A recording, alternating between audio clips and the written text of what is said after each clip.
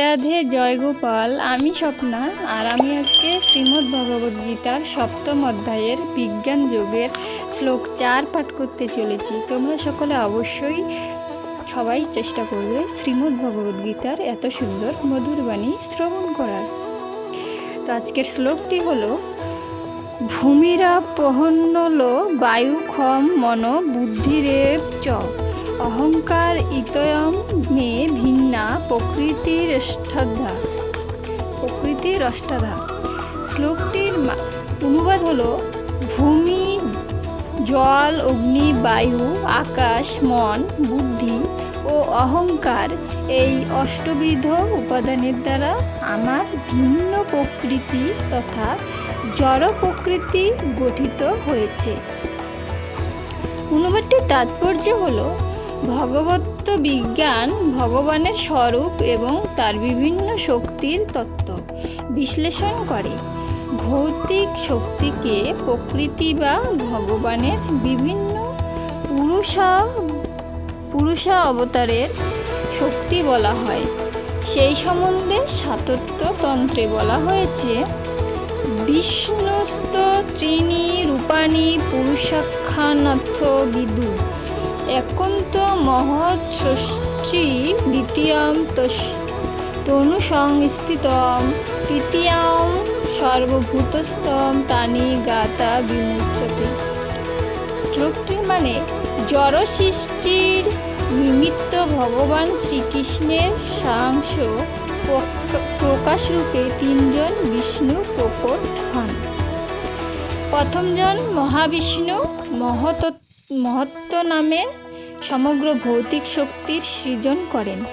দ্বিতীয়জন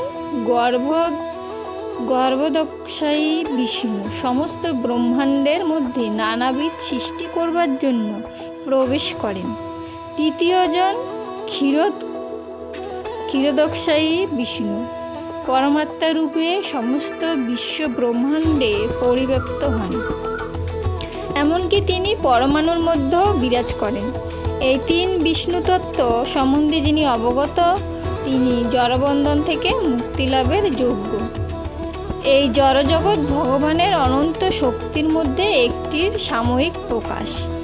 জড়জগতের প্রতিটি কার্যকলাপ শ্রীকৃষ্ণের আংশিক প্রকাশরূপ এই তিন বিষ্ণুর পরিচালনায় সাধিত হয়। তাদের বলা হয় ভগবানের পুরুষা অবতার। সাধারণত যারা শ্রীকৃষ্ণের তত্ত্ব সম্বন্ধে অবগত নয়, তারা মনে করে যে এই জড়জগৎটি জীবের ভোগের জন্য এবং জীবেই হচ্ছে পুরুষ প্রকৃতির কারণ, নিয়ন্তা ও ভক্তা। ভগবদ গীতা অনুসারে এই নিরেশ্বরবাদী সিদ্ধান্তকে ভ্রান্ত বলে প্রতিপন্ন করা হয়েছে। আলোচ্য শ্লোকটিতে বর্ণনা করা হয়েছে যে ভগবান শ্রীকৃষ্ণই জড়সৃষ্টির আদি কারণ। শ্রীমদ্ ভাগবতেও এই কথা প্রমাণিত হয়েছে। জড়সৃষ্টির যে সমস্ত উপাদান তা ভগবানেরই ভিন্ন শক্তি। এমনকি নির্বিশেষবাদীদের পরম লক্ষ্য ব্রহ্মজ্যোতিও পরব্রহ্মে অভিব্যক্ত। ভগবানেরই একটি চিন্ময় শক্তি বৈকুণ্ঠ লোকের মতো ব্রহ্মজ্যোতিতে চিন্ময় বৈচিত্র্য নেই। এই নির্বিশেষবাদীরা এই ব্রহ্মজ্যোতিকেই তাদের পরম লক্ষ্য বলে মনে করে। পরমাত্মার প্রকাশও ক্ষীরোদক্ষায়ী বিষ্ণুর অস্থায়ী সর্বব্যাপক রূপ। চিন্ময় জগতে পরমাত্মা রূপের অভিব্যক্তি নিত্য শাশ্বত নয়।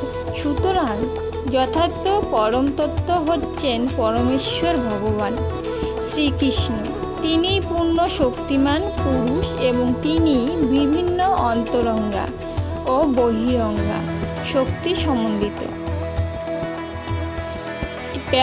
প্যারাটি হলো, পূর্বের উল্লেখ অনুসারে জড় প্রকৃতি প্রধান 8টি রূপে অভিব্যক্ত হয়।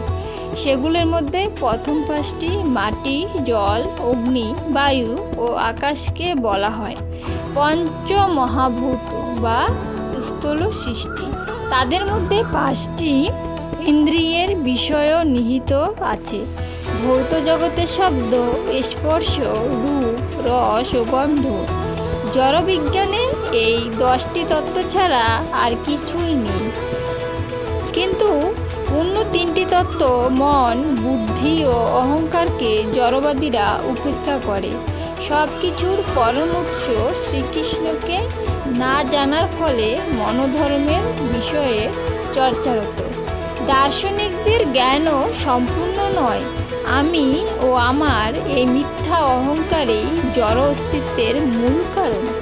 এর মধ্যে জড়জাগতিক কার্যকলাপের জন্য 10টি ইন্দ্রিয়ের সমাবেশ হয়। বুদ্ধি বলতে মহাত্ম নামক সমগ্র প্রকৃত সৃষ্টিকে বোঝায়।